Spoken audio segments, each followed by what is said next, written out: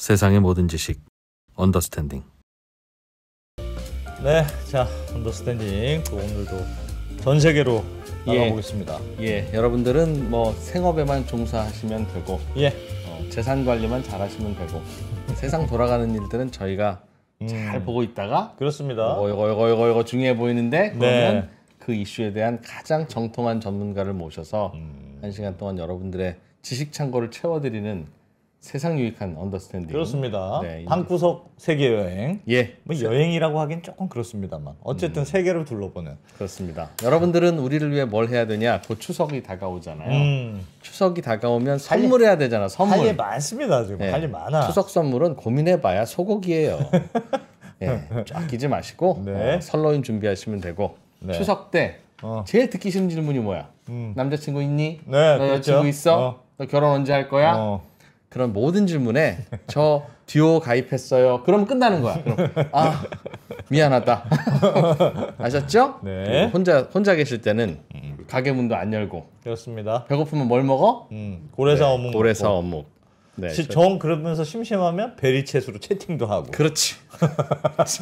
베리챗. 할 거 많네. 자, 저희가 광고주 함부로 받지 않아요. 다 말 되는 광고주만 받고 있는 겁니다. 그렇습니다. 자, 오늘은 인도네시아로 갈 건데 최근에 인도네시아에서 시위 사태 같은 게 좀 꽤 크게 있었다. 네, 인도네시아 시위 치면 막 요즘 속보들 많이 띄고 있고요. 뭐 오늘 어젠가요? 장관들 다 경질되고 지금 인도네시아 난리. 그래서 도대체 인도네시아 무슨 일이 있는 건지, 도대체 왜 이러는 건지 조금 배워보겠습니다. 오늘은 좀 특별한 분을 모셨는데 인도네시아 전문가. 그러니까 우리나라에 3분이 있는데 한 분은 저희가 전화번호를 모르고 두 분 중에 오늘 급히 시간이 되시는 분을 모셨습니다. 최근에 이 선 긋는 국가라는 책을 쓰신 아주 훌륭한 책도 마침 쓰시고 뭐 완전 논문 같은 책이야. MBC PD의 박정욱 PD님 모셔보겠습니다. 어서 오십시오. 안녕하십니까? MBC PD는 부업이시고 작가가 본업이시고 그런 것 같습니다. 아닙니다. MBC PD가 본업입니다. 회사에서 보면 본업은 작가인데 약간 소심해. 회사에서 볼 수도 있구나. 그건 그러네. 인도네시아 시위가 뭐 굉장히 심하다는 얘기는 들었어요. 막 사진으로 경찰차를 발로 막 화난 시민들이 발로 차고 막 그러던데 무슨 일이 있는 거예요, 대체? 그러니까 사실 뭐 시위가 현재 시점으로는 아마 많이 소강 상태에 접어든 걸로 저도 뉴스를 보니까, 그러니까 이제 그 막 뜨겁게 일어났던 시위가 현재도 막 계속 확산되는 건 아니고요. 그런데 좀 중요하게 봐야 될 게 이 시위가 왜 일어났고 뭐였냐를 갖다가 보다 보면 인도네시아라는 나라가 처한 어떤 상황 전체가 좀 드러난다라고 저는 봅니다. 그러니까 시위가 단순히 어떻게 과격했고 누가 뭐 사망을 했고 이런 것보다 오늘은 그래서 이 시위를 통해서 인도네시아라는 나라의 특수성 혹은 인도네시아라는 나라가 특수한 게 아니라 어쩌면 우리가 익숙한 한국이 되게 좀 특이한 거. 인도네시아를 보면 한국이 보인다. 다른 아시아 국가들은 오히려 좀 더 이런 현상들이 보편적으로 보이고 한국이 조금 특이한데? 라는 생각을 하실 수도 있어요. 그래서 뭐 그렇게 한번 조금 이야기를 풀어가 보겠습니다. 인도네시아 시위를 분석하다 보면 왜 발생했는지 들여다보면 인도네시아라는 국가의 매우 고유한 특성이 드러난다. 왜 벌어진 겁니까? 그 시위가? 우선 제 요 PPT 화면을 한번 좀 보여주십시오. 슬라이드 한번 보면서 이게 뭐냐면, 그러니까 시위대가 시민단체하고 학생들이 같이 정부에 요구하는 요구사항을 정리해서 정부에 보낸 겁니다. 17개의 요구사항인데 조금 비슷비슷하거나 세부적인 것도 있어서 제가 이렇게 몇 가지 중요한 것들로 좀 추려봤습니다. 근데 이제 보시면 알겠지만 제가 파란색으로 위에 해놓은 것들이 가장 중요한 요구사항입니다. 그게 뭐냐면 의회 의원, 그러니까 우리로 치면 국회의원의 주택수당 폐지 및 급여 인상 중지. 그러니까 뭔가 의원들에게 돈이 많이 가고 있었고 여기에 대해서 불만이 있는 거예요. 이게 가장 탑입니다. 요구사항의 탑이고 그 다음에는 자산몰수법이라는 걸 제정해라. 라는 게 아주 강력한 요구사항입니다. 이제 그 다음에는 이번에 시위 너무 강경 진압했으니 책임자 좀 책임지게 하고 추후에 재발 방지하고 뭐 이런 얘기들이에요. 그리고는 이제 좀 뒤에 보면 부패 의원을 제명해라. 라는 것도 어떻게 보면 위에 두 개하고 조금 약간 맥이 닿아 있고요. 그 다음에 이제 보통 생각하는 적정 임금 보장, 뭐 대량 해고 방지 이런 약간 경제적인 이슈는 뒤로 밀려 있습니다. 그러니까 이 전체적인 시위가 요구하는 요구사항의 핵심이 정치적인 문제고요. 그리고 국회를 향하고 있다라는 의미에서 보통은 시위가 일어나면은 반정부 시위라고 하잖아요. 근데 이거는 반의회 시위 내지는 반정치 시위다라고 이야기하는 게 좀 더 타당할 것 같습니다. 요 내용이 뭐냐면 조금 설명을 드리자면 주택수당이라는 게 그런 겁니다. 이제 인도네시아 국회는 인도네시아가 섬나라잖아요. 그러면은 아주 광대한 영역에 걸쳐서 그 영토가 펼쳐져 있는 섬나라다 보니 우리나라는 사실 여의도에 국회가 있으면 의원들이 KTX나 저 비행기 타면 하루면 다 이렇게 금방 가잖아요. 자기 지역으로. 어렵지 않은데 이곳은 사실은 그런 게 어렵죠. 인도네시아는 선거를 치르면 개표에 한 달 걸립니다. 그 섬에서 다 개표를 일일이 해갖고 모아와야 되기 때문에 전자투표가 안 돼 있는 거죠. 그러니까 그럴 정도로 이게 복잡하고 머니까 자카르타에 관사 단지를 지어놔서 여기에 국회의원들이 모여 살 수 있도록 해주었어요. 근데 이게 아주 옛날에 지었기 때문에 너무 낡아서 불만이 많았고 의원들이 그렇죠, 의원들이. 그래서 이것을 그럼 퇴거해라, 리모델링 하겠다.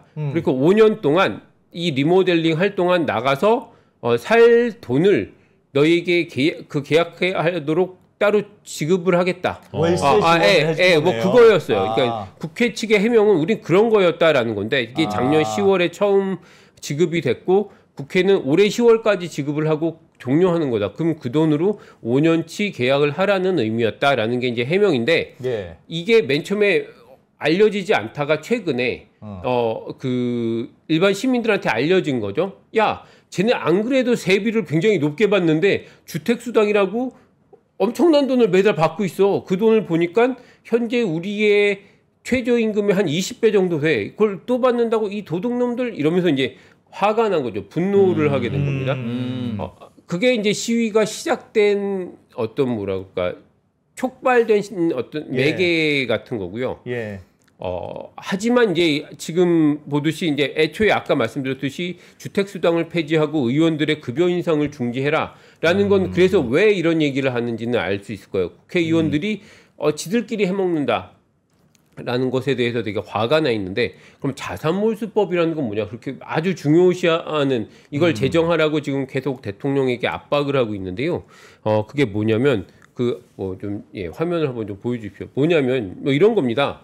고위공직자들의 이 재산에 있어서 이 사람들이 유죄 판결을 뭐 받지 않았어도 합법적 소득으로 설명되지 않는 자산은 국가가 몰수할 수 있게 하는 거예요. 그러니까 이게 시민들이 요구한다라는 건 고위공직자, 소위 정치인들이나 고위 관료나 여기 뭐 그런 사람들에 대한 어떤 상시적인 불만이 쌓여 있다라는 거죠, 굉장히. 그런가 보네요. 이게 왜 그러냐면 뇌물이나 횡령이 아주 많이 일어나는데도 불구하고 상당수가 처벌받지 않고 넘어가고 있다라는 게 시민들의 어떤 불만 사항이에요. 그럼 이런 요구를 하면 사실은 이제 정부가 나서서 해야 할 일인데 보통은 정부가 안 하고 있으면 우리나라는 어떻게 하죠? 정부가 안 하고 있다. 정부가 안 하고 있다. 네, 정부가 예를 들어서 이런 부패를 처벌하지 않고 뭔가 개혁해야 될 걸 안 하고 있으면 그 언론이 엄청 비판을 물론 하죠. 언론도 하죠. 그런데 시민들이 촛불을 들죠. 우선 야당이 나서야죠. 정부에 대해서 그걸 비판하는 게 그리고 선거에서 야당은 그걸 비판하면서 표를 모으고 정권 교체를 하려고 노력을 하고 이런 움직임이 원활하게 사실은 돼야지 되는데 뭐가 안 그러고 있는 겁니다. 그래서 야당과 언론이 제대로 작동하지 않는다. 그렇죠. 그러니까 이렇게 보는 겁니다. 인도네시아 시민들은 야당이건 여당이건 한통속이다라고 생각한다. 한통속이다. 그러니까 실제로도 한 통속이에요? 실제로 한 통속입니다. 이제 그게 그러겠지. 문제고 왜 한 통속이 됐느냐가 오늘 제가 설명하는 핵심적인 이야기입니다. 그러니까 우리나라는 정치를 딱 보면서 야 여야가 너무 싸워. 맞아. 가 불만이잖아요. 예. 그런데 인도네시아 정치를 보다 보면 너무 안 싸워. 왜 너무 나눠 먹는 거예요. 자기들끼리. 너무 친해요. 왜 이런 현상이 나타나지? 그런데 의외로 이런 비슷한 현상이 여기만이 아니라 이런 독재를 경험하지 않은 이웃나라 말레이시아도 조금 비슷한 현상들이 있습니다. 그러니까 요건 좀 차차 한번 보겠습니다. 남을 자꾸 억지로라도 공격해야 자기가 표를 받을 텐데. 그럴 텐데. 제가 좀 극명하게 보여드릴게요. 요 PPT 화면이요. 이게 뭐냐면 여기서 이제 제가 음영 표시가 된 정당들이 이렇게 색깔이 들어간 정당들이 집권 연정입니다. 집권 연정. 그럼 총 580석이니까 딱 봐도 집권 연정이 훨씬 많은 의석을 가지고 있죠. 그러면 여기서 봐주세요. 집권 연정에 대해서 비판하는 목소리를 내야 할 정당이 어딜까요? 아까 그 표 계속 조금만 보여주십시오.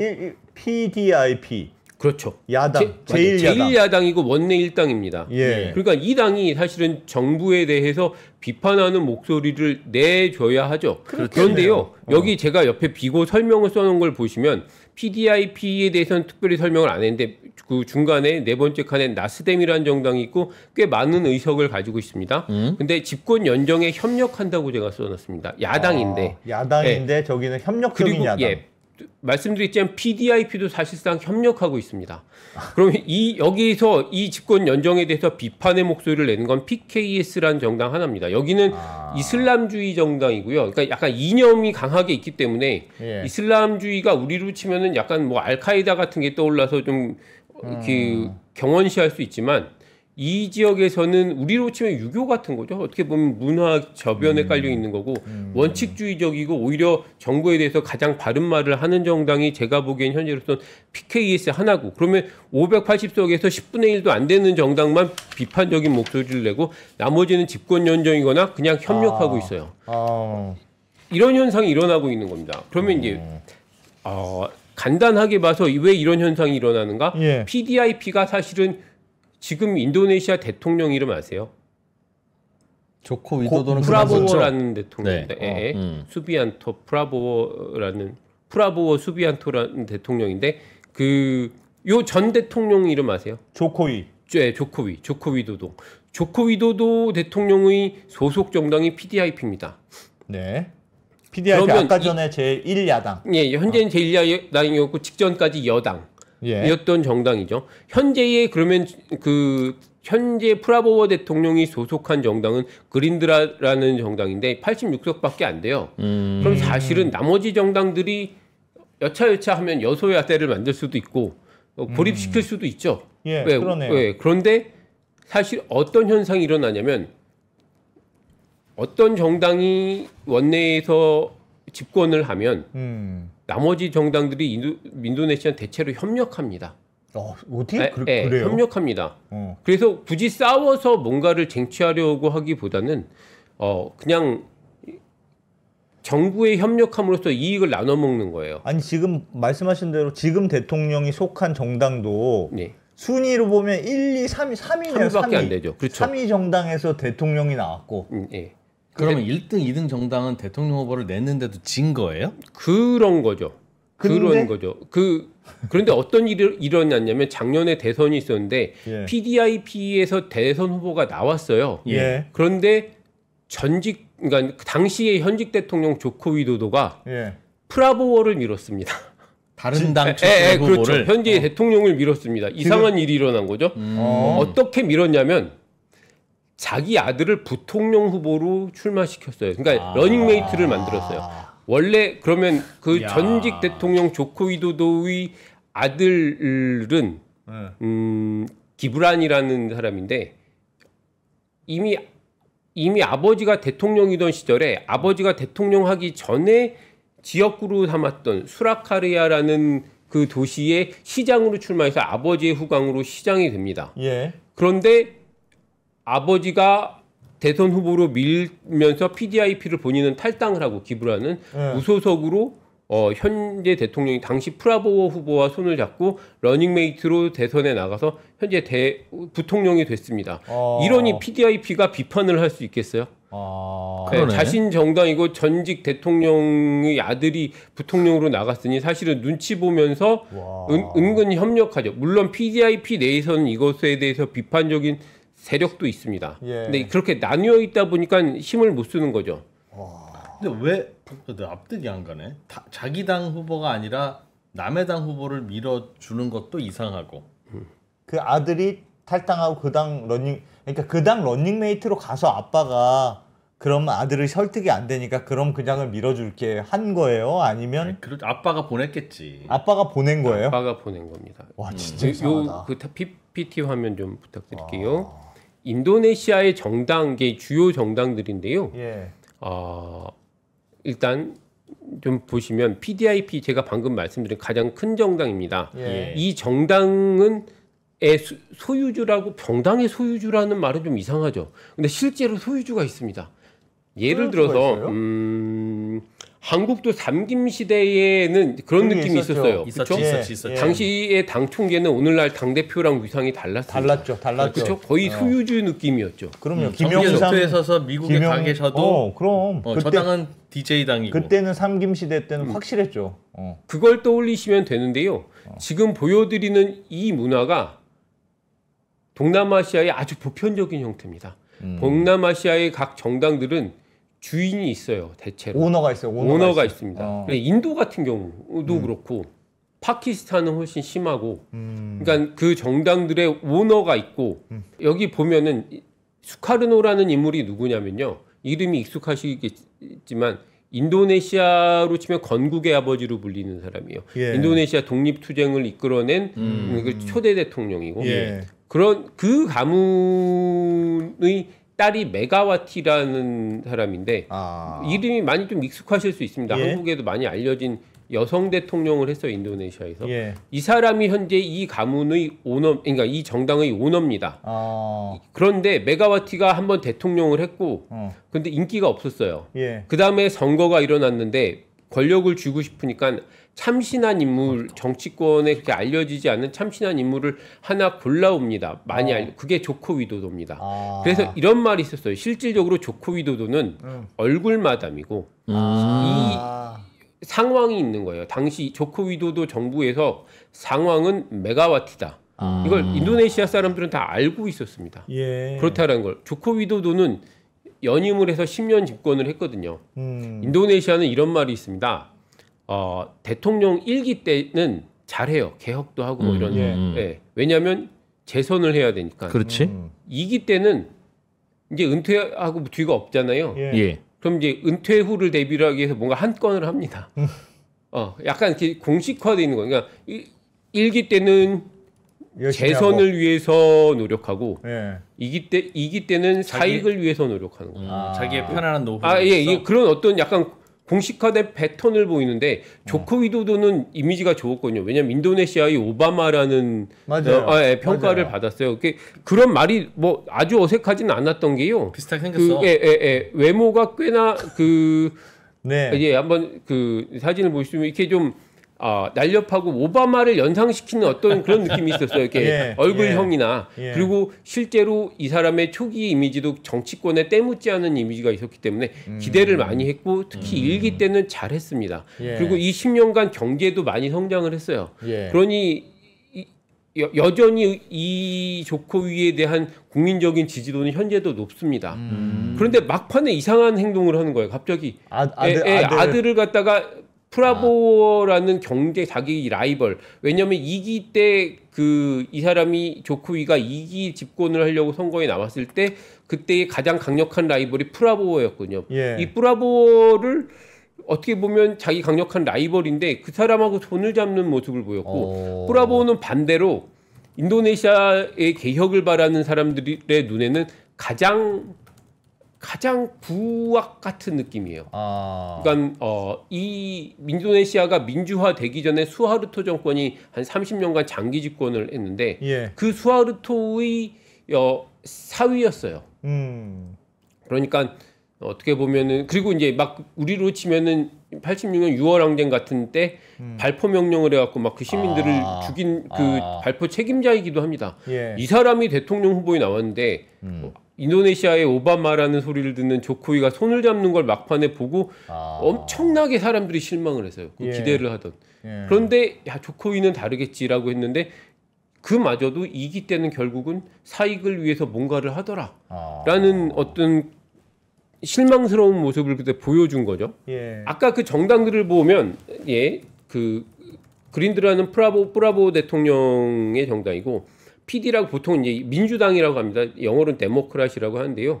이거는 전전 대통령 수실로 반방 유도요노 대통령의 가문입니다. 그러니까 제가 삼김 얘기를 한 게 좀 와닿으시려나요? 그러니까 강력한 정치인들이 다 정당 하나씩을 쥐고 있는 거예요. 나스뎀이라는 정당은 수르야 팔루라고 방송재벌인데요. 또 아무튼 그가 가지고 있고 뭐 나머지 정당들은 이슬람계 정당입니다. 이건 뭐 이렇게 오너가 있지는 않지만 거대 이슬람 조직이 있습니다. 약간 그런 거예요. 그럼 조코위 전 대통령 입장에서는 자기의 가장 강력한 경제 상대가 내가 2번 했고 그러면 다음이 가장 유력한 후보인 거잖아요. 맞습니다. 저기가 될 거네. 맞습니다. 그럼 저기다 일단 둘을 대자. 그거예요. 왜냐하면 그러니까 예를 수실로 반방 유도요노 같은 경우는 본인이 물러나면서도 강력한 정당을 쥐고 있고 그 전 대통령인 메가와티도 여전히 정당을 쥐고 있는데 그 조코위 같은 경우는 물러나면 얼굴 사장이라는 소리를 들었기 때문에 얼굴 마담이라는 사리 뭐가 없는 거죠. 자기 그 다음에 다시 메가와티한테 넘겨주고 물러나는 것밖에 없는 거예요. 남는 게 자기 당의 후계자가 인기가 없구나. 없으니까 이 정당은 메가와티 거니까 수카르노 가문 거니까 그러니까 잔꾀를 낸 게 다음 강력한 대통령 될 가능성이 높은 이와 손을 잡아버린 거죠. 현직 대통령이 야당이라. 그러니까 그럴 수 있겠네. 그럴 수는 있겠네. 그러면 국민들 입장에선 이제 다시 돌아가면 뭔가 현 정부가 하는 데에 대한 불만이 있는데 원내에서 그 불만을 말해주는 정당이 없어져 버리는 상태입니다. 안 그래도 여기 열받고 짜증나 있는데 그 국회의원들이 세비 말고도 무슨 주택수당을 더 받아? 여기에 화가 난 건 단순히 그 지점이 아니었던 거예요. 계속 이런 식으로 쌓여 있는 자기들끼리 뭐 해먹는 국민들의 여론과 본인들의 불만과 요구를 받아들여줄 생각이 별로 없고 본인들의 이권을 위해서 이합집산을 끊임없이 하는 그 모습을 보면서 사실은 이제 폭발을 한 거죠. 그러면 이렇게 물을 수 있습니다. 국민들의 인도네시아 사람들은 도대체 뭘 보고 투표하는 거야? 그렇지. 이념적인 차이가 없어요.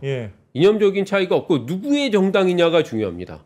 정당이 그냥 저기의 왕초가 YS냐 DJ냐 JP냐 뭐 이런 게 중요한 거예요.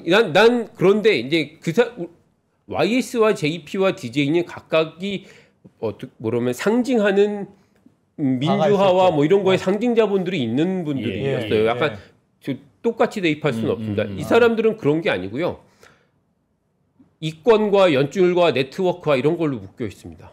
삼성, 현대, LG 이런 뭐 그런 이 주 뒤에는 각각의 후원 그룹들이 많고 후원하는 세력과 이런 것들이 많고 그런 이해관계에 따라서 오랫동안 그러한 이해관계가 이어져 가기 때문에 그게 중요한 거죠. 그럼 지금 대통령은 선거 직전에 지지율 1등이었을 텐데 그러니까 조코 위도도가 거쪽에 선을 댔겠죠. 근데 그 현직 대통령 입장에서는 1등이었지만 압도적이진 않았거든요. 그래서 조코 위도도가 손을 잡음으로써 그 조코 위도도의 지지층과 프라보의 지지층들이 이렇게 같이 만나면서 압승을 할 수 있었죠. 이게 인도네시아는 또 이 제도도 이걸 보장을 해주는 게요. 대통령 후보를 아무나 못 냅니다. 우리나라도 대통령 후보가 되려면 약간의 허들이 있어요. 뭘로 하냐면 돈 내야지. 그렇죠. 그리고 그것을 갖다가 보조해주느냐, 나중에 보전해주느냐가 맞아요. 15%면 전액, 15%, 10%면 반액, 그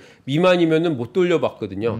그래서 지난번 이준석 후보가 사실은 10%를 넘느냐 아니냐가 굉장히 맞아요. 관심사였었는데, 이건 그보다 훨씬 강력한 허들이 있습니다.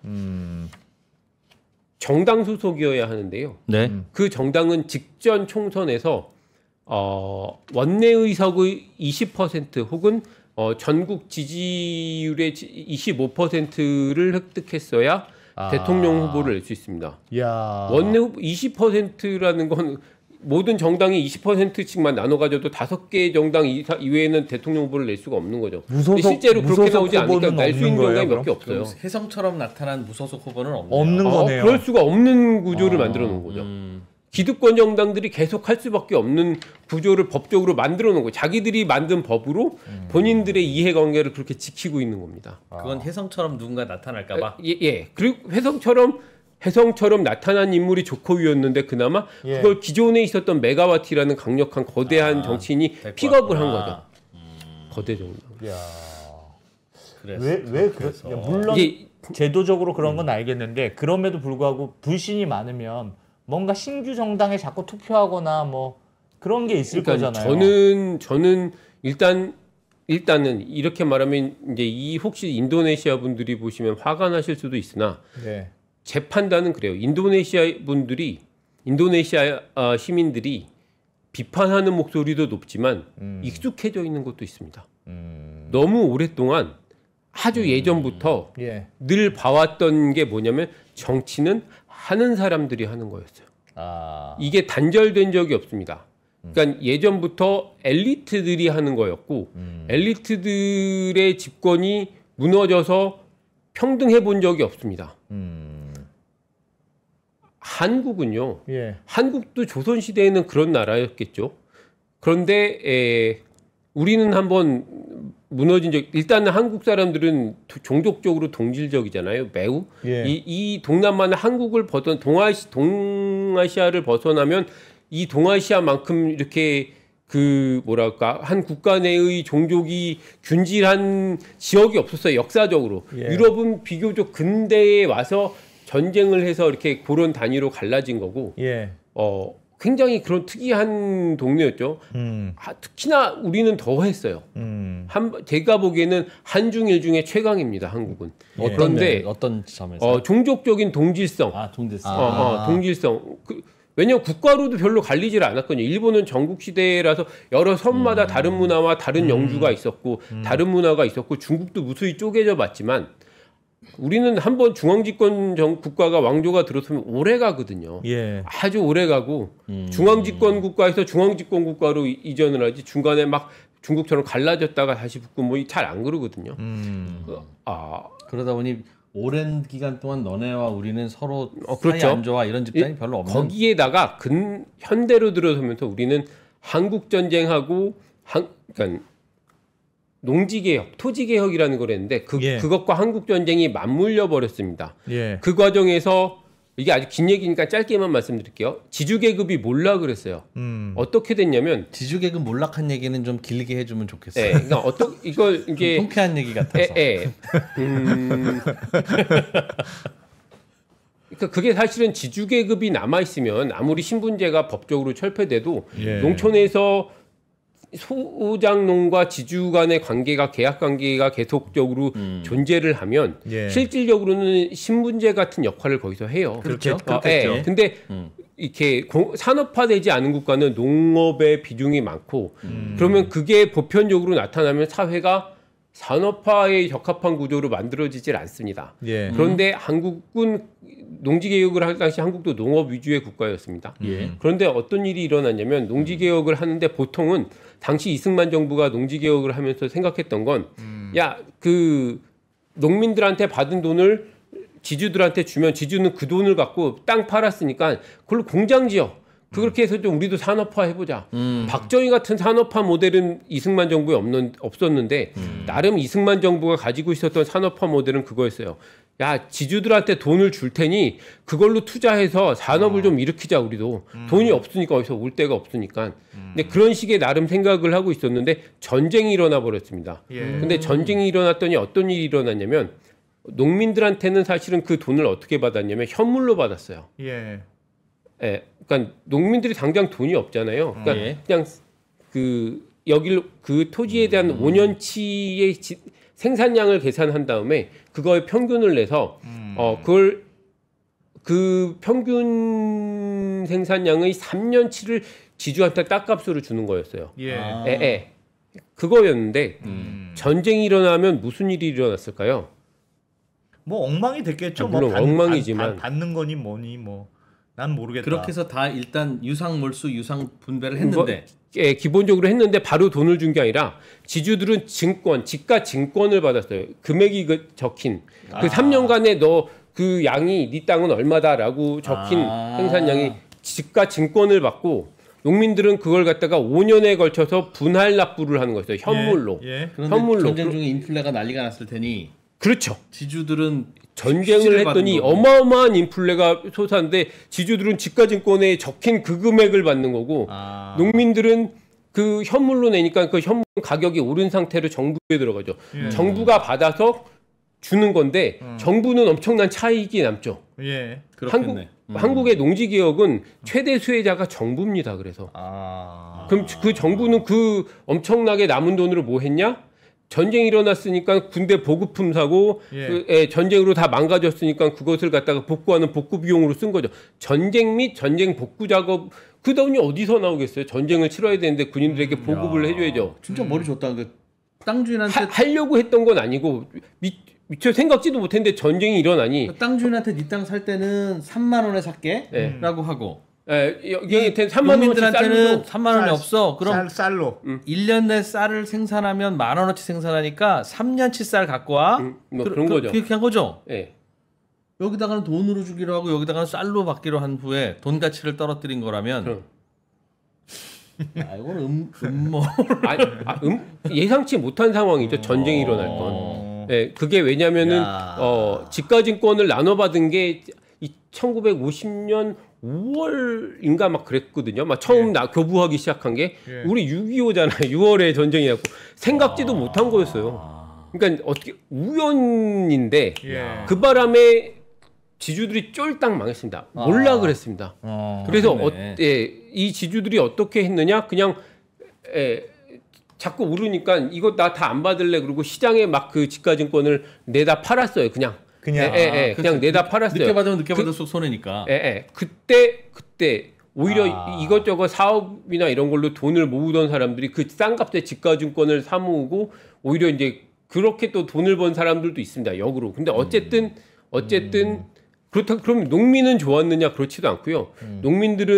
농민들대로 그 오른 비용을 다 부담을 한 거죠. 현물로 냈으니까.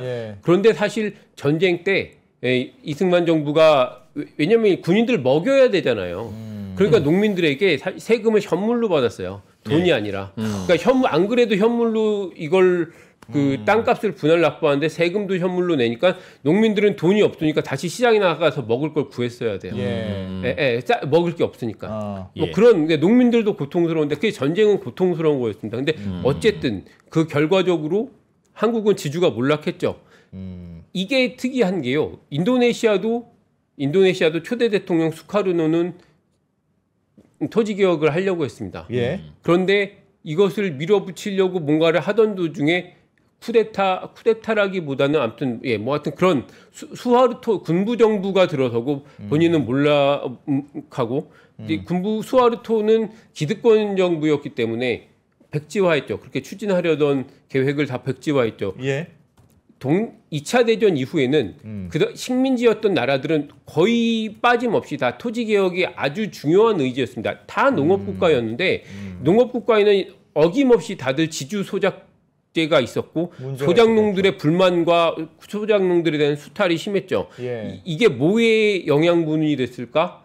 공산주의의 영양분이 됐습니다. 공산주의가 당시 뭐 노동자 계급을 기반으로 성장한 게 아니고 아시아는 농민들의 불만을 기반으로 성장을 한 겁니다. 그러니 사실은 토지 개혁을 갖다가 선제적으로 하면 공산주의의 확산을 막을 수 있을 거다라는 생각들도 많이 했는데 인도네시아 같은 경우는 어떻게 하냐? 토지 개혁을 하자는 말 자체를 공산주의로 몰아붙이는 거예요. 그렇게 그런 구도 하에서는 지주 계급의 이익이 보전을 받죠. 그러니까 농업 위주의 경제와 농업으로 그 뭐랄까 권력을 쥐고 있는 기득권층의 기득권이 무너지지 않은 겁니다. 인도네시아는 그 지주 계급이 그대로 살아남았어요. 말레이시아는 아예 그 토지 개혁 시도 자체가 없었고 인도네시아, 인도 다 이렇게 시도했으나 파키스탄 다 똑같이 시도했으나 파키스탄도 그걸 밀어붙였던 대통령이 사실 쿠데타로 몰락하고 사형당하고 인도는 중앙정부의 힘이 약하니까 중앙정부에서는 토지개혁하는 걸로 결정을 했는데 각 지방정부에서 그걸 갖다가 다 비토를 놔버리고 뭐 이런 식으로 잘 안 됐습니다. 그러니까 이게 사실은 되려면 토지개혁이라는 게 강력한 기득권 세력인 지주계급이 존재하는 거기 때문에 되려면 특정한 조건이 마련돼야 돼요. 강력한 위협이에요. 예. 우리는 근데 왜 한국의 지주들은 받아들였느냐. 전쟁이 일어나기 전에도 북한에서 해버렸거든요. 지주계급을 무상몰수 무상분배를 해버리고 반항하는 지주들을 다 숙청을 해버렸습니다. 예. 그걸 받고 소식이 다 날라들었어요. 남한에 있던 남로당이나 이렇게 활동을 하던 공산주의자들은 그걸 홍보를 하는 거예요. 야, 공산주의가 저렇게 좋은 거야. 농민들에게 다 땅을 나눠줘. 그러니까 이 안에서도 동조하는 여론들이 막 생기겠죠. 네. 불안한 거죠. 이걸 봤으니까 야, 그럼 여기서 토지개혁하자는 좀 진보 성향의 그 당시 뭐 조봉암이라든지 이런 분들의 이야기가 먹히는 이유는 야, 안 그러려면 그냥 우리가 유상몰수 유상분배할게 하자. 라는 데 대해서 저항할 명분이 별로 없는 거였어요. 돈이라도 준다고 하니까. 이걸 성공한 나라가 세 나라가 있는데 당시 예. 일본은 미군정, 그러니까 전쟁에 패하고 미군 지배하에서 이루어진 거기 때문에 됐고 왜냐하면 기득권이 완전히 전쟁에 패배하면서 무너졌기 때문에 또 하나가 한국하고 뭐냐면 대만이었습니다. 대만은 뭐냐? 공산당과 경쟁해서 지고 온 국민당이 국부천대라고 해서 대만으로 오거든요. 대만으로 와서 온 다음에 보니까 우리 왜 졌지? 중국 공산당은 막 현지에서 빠르게 토지개혁을 하는 거예요. 예. 그걸 농민들이 막 열렬히 환영을 하고. 그럼 요 조그만 대만이라도 잃지 않으려면 여기서도 하는 수밖에 없는 거죠. 그래서 네, 강력한 외부의 위협이 있는 겁니다. 그래서 그게 됐다. 한국과 대만은 그게 있었어요. 일본도 미국한테 얻어 터지고 그게 있었고. 근데 그게 된 거하고 그래서 우리나라는 뭔가 분열된 그룹이 별로 없다는 거하고는 무슨 연결고리가 있습니까? 무슨 연관이 있냐면 한국은 이런 겁니다. 한국은 원래 종족적으로 동질적인데 토지개혁, 농지개혁이 끝나고 나니까 경제적으로도 동질적이 된 거예요. 그러니까 이나내나. 그렇죠. 그러니까 어느 정도 수준이었냐면 우리 세대만 해도 어렸을 때 좀 그런 게 있었을걸요. 우리의 부모님들만 해도 어떤 생각을 했냐면 우리 집 좀 가난하지만 우리 아들 공부시켜서 얘가 좋은 대학 가면 다 따라잡을 수 있어 라는 생각을 했어요. 우리보다 앞선 선배 세대는 더 강했고 그래서 그게 어땠냐면 이 농지개혁 이후에 전반적으로 한국 사회에 펼쳐진 어떤 생각 같은 건 뭐냐. 빈부격차는 있죠. 어떤 사회나. 그 격차가 크지 않아서 쟤네가 좀 잘 산다고 해도 어때야 20년이야. 우리 아들 똑똑하니까 얘 공부시키면 우리가 앞설 수 있어라는 생각들을 해요. 예. 그 아들 하나 가난하니까 자식들이 많은데 다 공부는 못 시키고 이런 집은 어떻게 하느냐? 한 명한테 몰빵을 하는 거예요. 그래서 그럼 누나나 여동생들이 공장에 취직해서 막 그 학비를 대요. 남동생 학비를 대고 뭐 소파라서 학비를 대고 이 아들 하나 어떻게 좋은 대학 보내갖고 얘가 출세하면 집안 다 이렇게 살릴 거야 라는 생각. 그러면 다 따라잡을 수 있어. 왜냐하면 그 정도 거리로밖에 안 보인 거예요. 그게 반대로 지금은 수저론이 대세잖아요. 아무리 노력해도 물고 태어난 수저가 다르면 따라잡을 수 없어가 한국 지금의 젊은이들의 생각이었다면 1960년대쯤 농지개혁이 59년 정도에 마무리되거든요. 한국에서. 그때쯤 한국 사람들이 가지게 된 생각은 비슷하네 뭐 우리 새끼 공부시키면 따라잡을 수 있겠네라는 생각이었어요. 그게 유례 없이 전 세계적으로 가장 강력한 교육열을 가지고 온 하드웨어가 된 거죠. 어쩜 저렇게 말을 재밌게 하지? 와, 동행무진으로 그냥 야 이러니까 라디오 PD를 하면서 말 못하는 출연자가 나오면 얼마나 답답할까?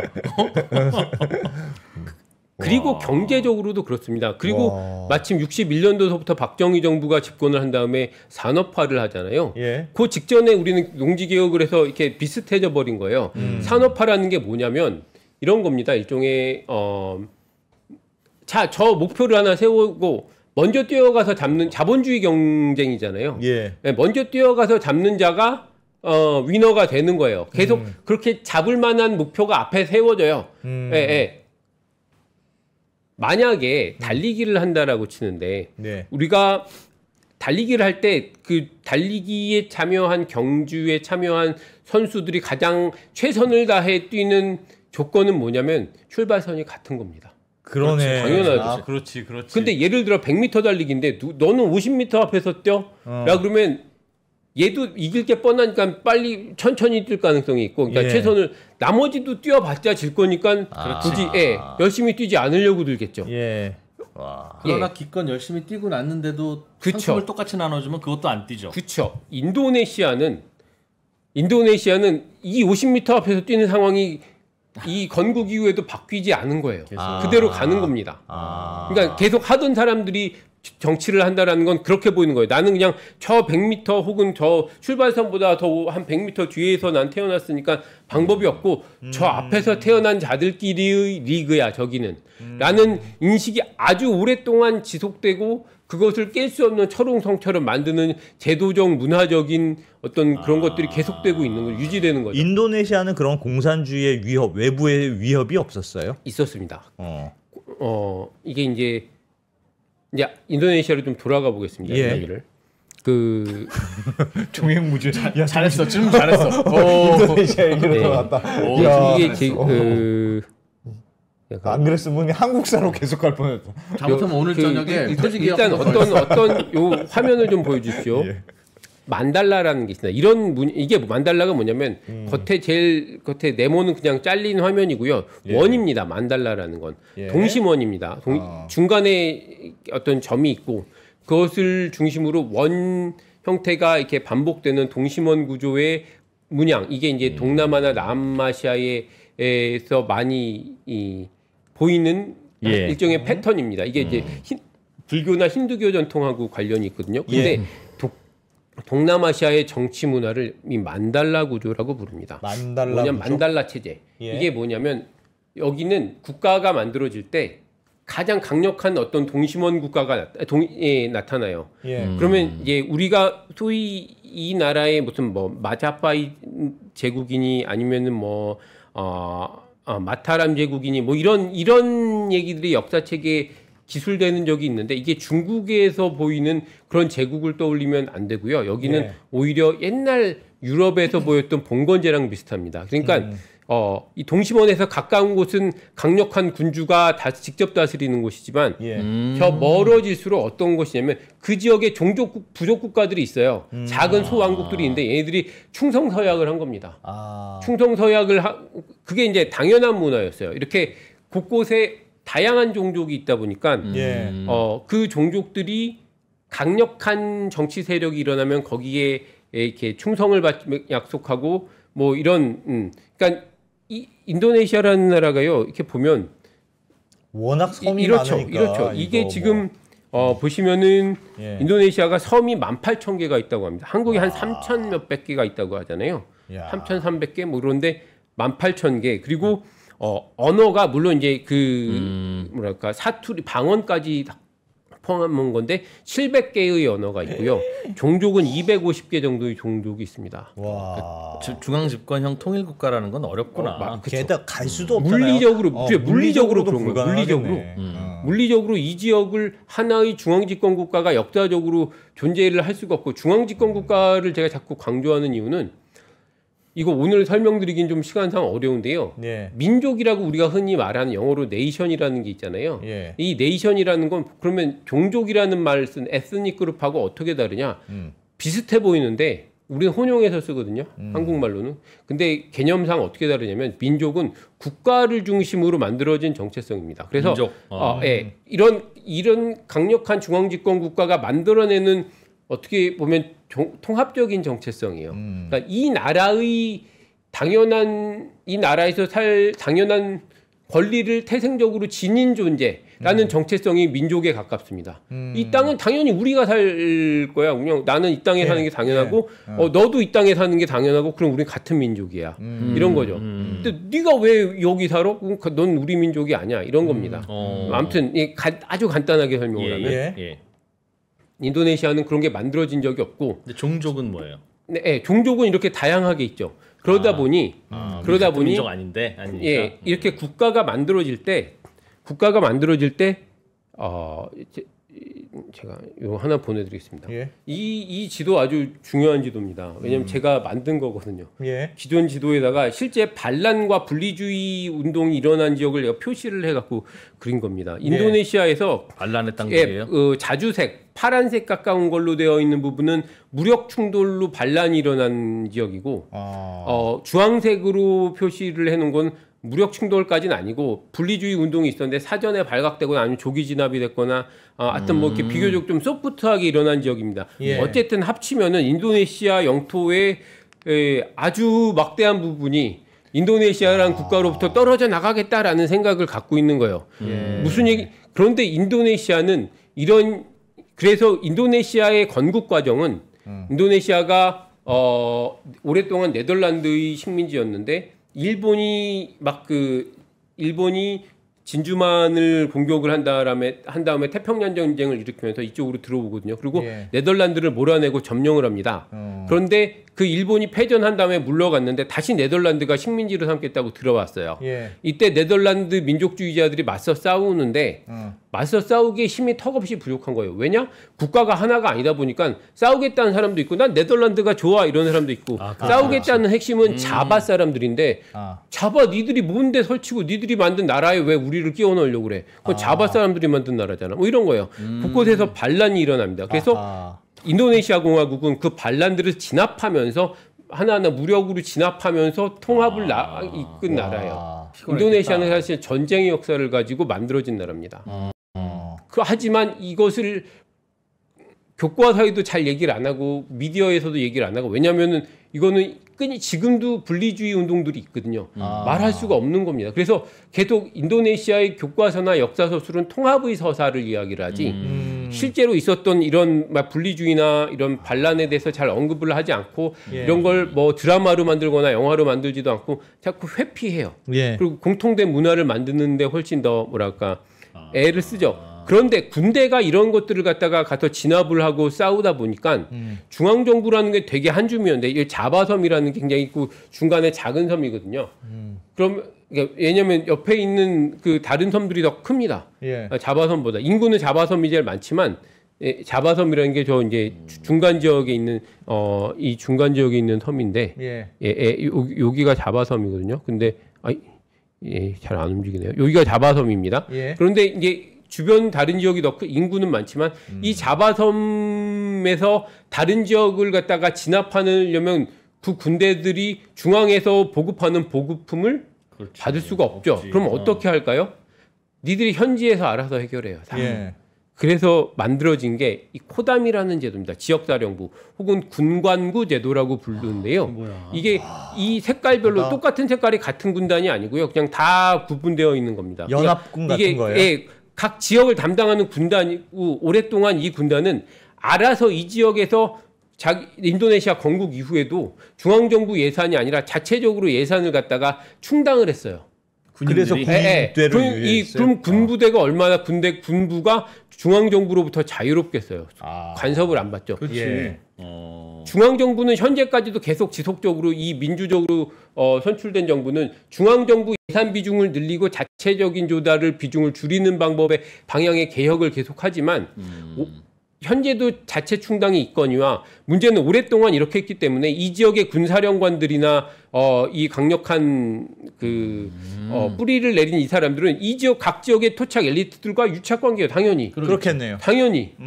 이 구조가 안 깨지는 겁니다. 정치인들도 저 구조에서 그대로 나오는 거예요? 군부와 정치 엘리트와 관료가 다 한 묶음인 거예요. 각 지역에서는 그렇죠. 이 지역에서는 그렇습니다.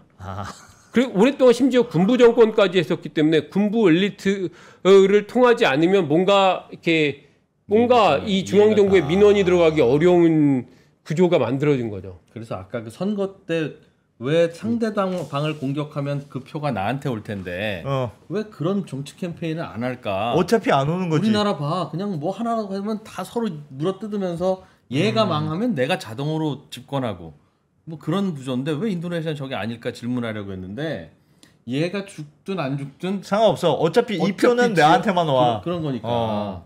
그 YS가 몰락한다고 JP가 뜨는 게 아니었던 옛날하고 비슷하구나. 그냥 JP가 죽으면 JP의 2인자가 또 뜨는 거고 그냥 그런 거지. 옆으로 가지는 않는 거네요. 그런 거죠. 그럼 이거는 지방자치가 너무 잘 돼 있어서 생긴 병폐네요. 오히려. 근데 사실은 이제 수하르토 정부, 그게 군부 정권입니다. 에서는 지방자치라는 게 활성화 안 됐죠. 당연히 독재 정권, 중앙 집권 정부니까 이렇게 다양함에도 불구하고 물론 굉장히 부패했죠. 군부의 타락과 부패 정도가 심했고 수하르토 일가가 다 해먹는 국가가 돼서 결국은 그러다 보니까 IMF 때 문제가 생겨서 나라가 몰라 그랬죠. IMF에 아주 직격탄을 맞은 나라지 않습니까, 인도네시아가. 근데 그 무너진 다음에는 그럼 민주화가 어떻게 이루어졌느냐? 중앙자치 말씀하신 대로 그 지방자치가 이루어졌습니다. 근데 한번 화면 좀 띄워주십시오. 이 지방자치제가 확대가 됐더니 어떤 현상이 일어나냐?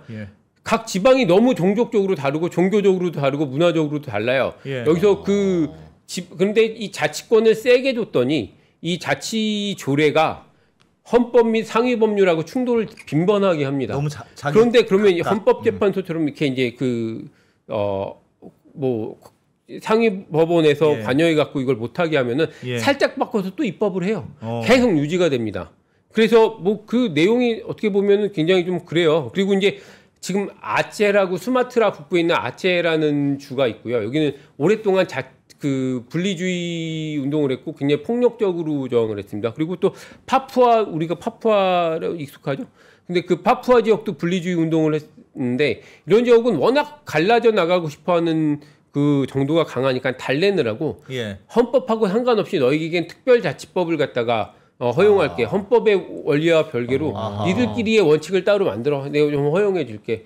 그러면 어떻게 돼 있냐면 나라별로 헌법 적용을 안 받는 지역이 또 있고 또 헌법과 상관없이 막 지들끼리 자치 조례를 만들어 갖고 막 하는 지역이 무수하게 많고 법도 완전 그렇죠. 다른 거예요? 중앙 정부의 중앙 정치 집권 능력은 더 떨어지고 민주화 이후로 보통은 민주화 이후 오히려 강해집니다. 왜냐하면 국민들의 동의가 강해진 정부가 나오기 때문에 오히려 중앙 집권 능력은 더 선진국에서는 올라간다라는 게 일반적인 건데 독재 때보다 독재 때는 왜냐하면 저항하는 것도 굉장히 강하잖아요. 거리로 나와서. 근데 이렇게 되면은 더 약해지는 거예요. 반대로 지방 엘리트들의 힘은 강해지는 겁니다. 지역 엘리트들. 이 구조가 아주 뿌리가 깊은데, 그러니까 독립투쟁을 할 때부터 인도네시아 공화국을 만든 수카르노와 그 동지들은 다른 지역 자바 이외의 여러 지역에 있는 사람 엘리트라고 손잡고 그들의 협력을 받아야만 독립투쟁이 가능했는데 그 이후에 반란을 진압하는 단계에서도 그렇고 민주화되는 단계에서도 그렇고 계속 지역 엘리트들의 힘이 막강하고 중앙정부는 그걸 뚫고 들어가지 못할 뿐더러 중앙정부가 그것을 갖다가 억누르려는 시도보단 오히려 타협을 해서 지방에서 그렇게 큰 사람들이 자꾸 중앙정부로 들어와서 뭔가 이렇게 계속 그 본인들의 기득권을 유지하는 구조가 계속되는 거죠. 그러니까 그러면 사람들도 야 원래 우리나라는 그냥 그럴 법해. 아유 정치인들 다 문화가 뭐. 있어요. 우리나라도 조선 때는 송충이는 솔잎을 먹고 산다는 얘기를 했어요. 그러니까 자포자기인데 어떤 아까 말씀드린 그런 경로를 통해서 한국은 비슷해져 붙고 내가 뛰면은 나도 할 수 있겠나라는 구조로 바뀐 거죠. 그런데 그런 경험들이 동남아시아에는 없는 겁니다. 근데 왜 이번에는 그걸 분노하고 일어났어요? 분노는 계속적으로 있어요. 그리고 이제 이런 영향들이 있죠. 민주주의 미디어가 발달을 하고 SNS도 발달을 하고 다른 나라들은 어떻게 하는지도 알죠. 한국은 대통령 잘못하면 쫓아내더라. 그런 것도 보는 거죠. 뉴스를 접하고. 그러니 그런 여론들은 있는데 지식인들도 있고 대학생들도 있고 이게 사회의 어떤 뿌리가 너무 깊은 거죠. 잘 안 바뀌는 거고 여기에 대한 불만도 많은 거죠. 하나를 조금 다른 측면에서 보자면 다른 경기 지표는 나쁘지 않습니다. 인도네시아가 현재 뭐 성장률이나 아니면은 실업률이나 물가 상승률이나 다 그냥 평타를 치고 있는 수준이에요. 근데 실업률이 약간 높아요. 그러니까 이제 그 젊은 세대들이 분노가 또 몰릴 수 있는 어떤 지점이 좀 있죠. 있겠지. 그런 것들이 맞물리는 게 이번 시위의 어떻게 보면 배경이었다라고 보여집니다. 그러나 그게 이제 정권 교체나 새로운 정치 세력의 등장에 따른 정치 발전을 하기 어려운 게 구조 자체가 어렵고 이게 우리나라 나 그 느낌이 들었어요. 프로야구 팀으로 전국이 갈라져 있잖아요. 그럼 키움이 못하잖아. 키움이 못하면 뭐야 나 그냥 LG 편 할래. 못해. 안 그러지. 그렇게 쫙 넘어가면 이번에는 LG가 집권합니다. 이게 될 텐데 못하는 건 좀 못하는 거고 그렇다고 내가 LG를 할 수는 없지. 한화가 이번에 잘해서 그렇지 도대체 한화가 얼마나 오랫동안 그러니까 못했어요. 투표하면 뭐 매번 비슷비슷하고 그렇겠네. 그냥 못해도 한화고 그냥 못해도 롯데고 그런 거지. 근데 듣다 보니까 여러 민족과 여러 종족을 한 나라로 뭉치는 게 그게 애초에 오히려 그러지 말 걸 그랬네 하는 생각은 드는데요. 차라리 여기가 왜? 우리 민족이면 여기는 똘똘 뭉쳐서 야 이것도 하자 저것도 하자 할 텐데 여기가 똘똘 뭉쳐 있는데 집권당이 아니면 이거 우리가 할 수 있는 거 도로를 놓을 수가 있나 아무것도 못 하고. 한국은 통일신라 때부터 사실은 중앙집권 체제가 이미 들어섰거든요. 통일신라가 중앙집권에 성공했다라고 생각하진 않아요. 근데 어쨌든 전통이 오래됐습니다. 근데 보통 우리가 일본하고 비교를 할 때 조선은 후졌고 일본은 성공했어라고 하잖아요. 메이지 유신에 성공해서 강대국이 됐고 우리는 식민지가 됐어. 근데 사실은 이런 나라들하고 비교해 보면 우리는 이전 조선이나 고려나 그 이전 국가들로부터 중앙집권 국가의 전통이라는 걸 물려받았고 그러네. 이 중앙집권 전통 국가는 민족이라는 걸 만들었습니다. 그건 현재의 우리에게 엄청난 자산이라고 생각합니다. 오히려 그래서 우리는 정권 교체도 가능하고 뭔가 교체라는 게 가능한 건데 다른 아시아 국가에서는 일어나지 않는 정치 현상들이 혹은 빠른 근대화와 성공적인 민주화가 보여지는 거라고 생각합니다. 말씀하셨던 대로 중앙 집권화돼 있어서 정치가 이렇게 집중되기도 하고 그러다 보니 정치인들은 부패하겠네. 아무도 견제를 안 받으니까. 인도네시아는 잘못한다고 투표에서 지지율이 깎이는 게 아니다 보니 그런 거죠. 그러니까 2기 대통령들은 2기 집권할 때 쉽게 부패의 유혹을 받는 거죠. 야, 그래요. 근데 우리 그동안의 정치 지형은 좀 더 우리가 자치를 늘려야 되고 지방 자치를 강화하되 우리는 너무 중앙 집권화돼 있어. 늘 그런 얘기를 주로 들었던 것 같은데 오히려 너무 자치가 강해서 생기는 문제를 들으니까 좀 특이하네요. 그렇죠. 한국은 오히려 너무 중앙 집권 전통이 강하기 때문에 저는 지방 자치제 강화하는 그러니까 권력을 분산하는 게 좀 맞다고 생각을 합니다. 그러니까 그게 선진국형 정치죠. 유럽은 중앙 집권에 성공한 나라들이었어요. 프랑스나 뭐 독일이나 영국이나 그런 것들을 성공한 거고 오히려 권한 분산이나 이런 것들이 긍정적인 효과로 간 사례들이죠. 그러니까 무조건 막 중앙의 권력이 강한 게 좋은 건 아니나 국가의 능력, 그러니까 단순히 대통령의 권위가 강한 게 아니라 그 국가의 능력이 강해야 된다라는 거죠. 능력, 전체를 주도할 수 있고 통합할 수 있고 뭐 어떤 정책을 갖다가 집행을 해서 그 변화를 갖다가 수행할 수 있는 그런 능력. 근데 그게 이런 아시아 국가들보다 한국은 대체로 현재의 정부뿐만 아니라 대대로 더 나았다. 그러니까 우리가 이만큼 산다라고 생각합니다. 중앙의 컨트롤이 강하게 지방까지 전달되는 것이. 근데 뭐 아까 전에 해주신 말씀 중에 그 말씀 전 되게 인상적이던데. 그러니까 출발선이 같아야 모두 다 열심히 뛸 수 있는 동력이 되는 거잖아요. 근데 요즘 그렇게 느끼지 않은 정서가 있으면 그 출발선상에서 뛴 지 한 두세 대가 지났고 승자와 패자가 갈린 이미 거죠. 갈리기 시작했어요. 그래서 세대로 수저론이 나오는 거죠. 그러면 열심히 뛰겠다는 생각을 안 할 거 아닙니까? 이제는 약발이 좀 떨어졌지 않나라는 생각을 합니다. 그게 성장률로도 나타나는 거고 여러 가지로 나타나는 거죠. 뭔가 되게 위험한 발언인데.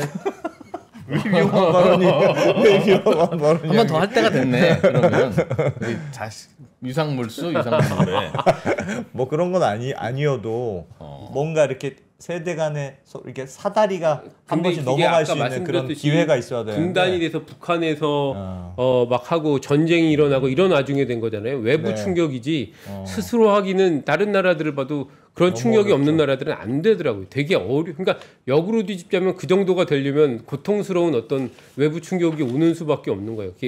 그게 좋은 건지는 잘 모르겠습니다.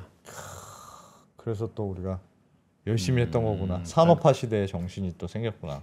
결과적으로는 그럴 수 있지. 이야, 재밌네요. 인도네시아 얘기 재밌네. 농업 시대에는 사실은 그냥 토지를 갖고 있는 것만으로 거기서 부가가치가 나오고 딴 거는 없으니까. 에브리띵이었죠, 뭐 에브리띵. 그러니까 옛날에는. 지금은 부자인 사람들이 뭐예요? 그러니까 혁신을 열심히 하고 뭔가를 막 아이디어를 낸 사람들이 부자가 되잖아요. 그러니까 꼭 그런 사람만 부자 되는 게 땅 가지고 있는 사람들이 요즘 부자가 됐지요. 땅도 가지고 있으면 부자가 되지. 네. 왜냐하면 혁신을 가지고 돈 번 사람들이 결국 그 돈으로 땅을 사거든. 그러니까 부자가 되는 거지. 땅 가진 사람들이. 그런데 과거에 이제 땅 지주들은 그냥 혁신과 무관하게 땅만 가지고 있는 것으로 그렇게 됐죠. 레벨을 매겼으니 그건 자꾸 이제 셔플을 해주는 게 좋다고 볼 수 있겠죠, 그죠? 생각할 게 많다. 그러네요. 인도네시아로 보니까. 그럼 우리의 강점인 중앙 집권화를 앞으로 강화해야지. 자꾸 지방을 자치하게 하고 그렇게 하다 보면 아니, 그런 의미는 아닌데요. 그런 의미 아니랍니다 또. 지방 자치를 하는 건 좋다고 생각합니다. 그런데 그 지방 권력들은 견제받아야 됩니다. 그러니까 감시받고 견제받을 수 있어야 되는데 지방이 또 자기들끼리 해먹을 수 있는 구조를 만들어 놓으면 중앙 권력은 여러 가지 감시망이 있는데 지방은 훨씬 허술하다 이러면 문제가 생길 수 있다라는 거죠. 그러니까 이제 그런 보안 장치들이 끊임없이 있어야 되고 그게 중앙 정부의 능력입니다. 그냥 그런 것들을 민주적으로 권한을 분산하면서도 어떤 민주적인 통제를 받을 수 있는 통제 장치를 같이 만드는 게 그런 게 과제죠. 지방 자치를 하면 견제를 해야 된다. 그 견제를 중앙 정부가 해야 되는 게 아닙니까? 사실은 중앙 정부라는 게 꼭 행정부만 의미하는 건 아니니까요. 정부라는 건 사실은 입법, 사법, 행정부 기관들이 각각 정부잖아요. 우리나라 이렇게 그 기관들, 이 중앙 기관들의 능력이 원활하게 돌아가면서 그런 것들을 할 수 있게끔 되어야죠. 피디님 오늘 인도네시아 얘기 배웠는데 이 책 보니까 인도, 파키스탄, 말레이시아 뭐 여러 나라 내용들이 있는데 다른 나라도 좀 해주시죠. 예, 뭐 기회를 주시면 또. 그러니까 인도네시아가 이렇게 분열이 되어 있는데 인도, 파키스탄, 말레이시아 이런 나라들도 다 분열돼 있어?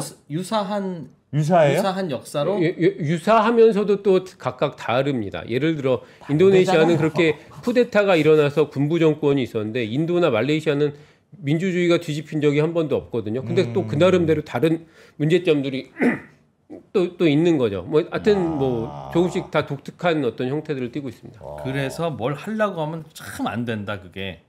제가 보기에 제일 인도네시아랑 비슷한 문제가 있는 나라는 파키스탄이고요.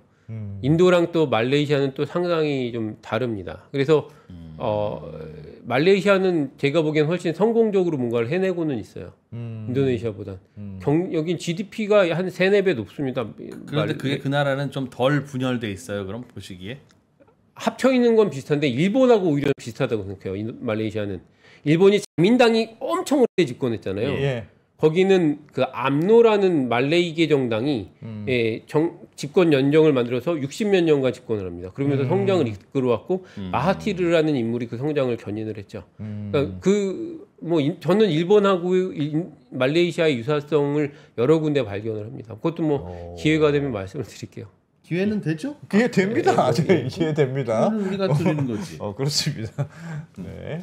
여러분들이 추석 때 이렇게 많이 사주시고 그러면 저희가 또 박정욱 PD님 또 한번 모시고 자주 모셔드리겠습니다. 아유, PD님 바쁘신데 저희가 하여튼 어떻게든 끄집어 선 긋는 국가. 책 제목도 멋있어요.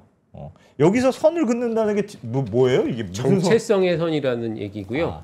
아까 같이 사실은 그런 종족적인 정체성이나 뭐 이런 것들이고 우리나라는 어떻게 보면은 민족이라는 게 만들어지면서 혹은 그 토지 개혁으로 그 어떤 계급적인 빈부격차가 허물어지면서 선이 한 번씩 지워진 거죠. 그게 엄청난 동력이라는 의미입니다. 그러네. 네. 우리나라는 선이 없다. 그렇다는 거죠. 아시아 신생 독립국들은 인도네시아 얘기 들어봤습니다. 조코 위도도 대통령이라고 해야 될까요? 조코 위도도일까요? 조코 위도도인데요. 조코 위도도예요? 네, 그냥 애칭으로 조코위라고 그냥 부르는 겁니다. 깜짝 놀랐어. 그 이번에 그 아들이요. 아들이 부시장애 때문에 가잖아요. 그래서 다른 쪽에 가서 부통령이 됐다고 그러잖아. 아들 이름 보니까 조코도 없고 위도도 인도네시아는 성이 없습니다. 원래 전통적으로.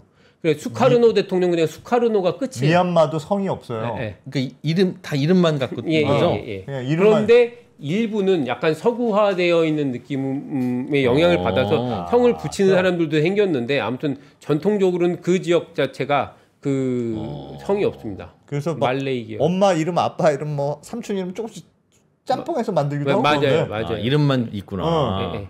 그 약간 그 무슨 누구의 피야 이런 문화가 좀 약한가 봐요. 그래서 이제 아버지가 유명한 사람인 경우에는 그렇게 자기 이름 뒤에 그 아버지 이름이 조금 들어간 또 이름을 붙입니다. 그래서 난 누구 아들이야 누구 딸이야 이걸 딱 들으면 알 수 있게. 그러니까 짜옹 위도도 이렇게 부를 수도 있다는 거지. 그렇지. 근데 아들 날 때까지만 해도 조코 위도도가 그렇게 유명한 사람이 아니었던 거예요. 사업가고. 그렇지. 그렇겠네. 야, 모르는 게 없어. 아니 그래서 제가 배웠는데 동남아시아는 부부가 이렇게 결혼하잖아요. 그럼 성도 안 따르잖아. 근데 사돈집, 뭐 친가집 이렇게 해서 다 같이 산대. 그냥 모여서. 그러니까 노동력이 필요한 아직 그런 사회가 많으니까 그냥 이렇게 다 모여서 산다는. 그러니까 미얀마는 그렇게 한답니다. 그러니까 강릉에 있는 신랑과 그럼 광주에 있는 신부가 만나면 한 집을 합치는 거지. 어디로 합치느냐가 문제지. 어디로 합치느냐 문제겠다. 강릉으로 합치냐, 광주로 합치느냐. 우리는 시댁에 가서 사는 게 전통이었잖아요. 네. 합치긴 합치지. 아무튼 그렇답니다. 자, 오늘 인도네시아 얘기 재밌죠? 잘 배웠습니다. 고맙습니다. 고맙습니다.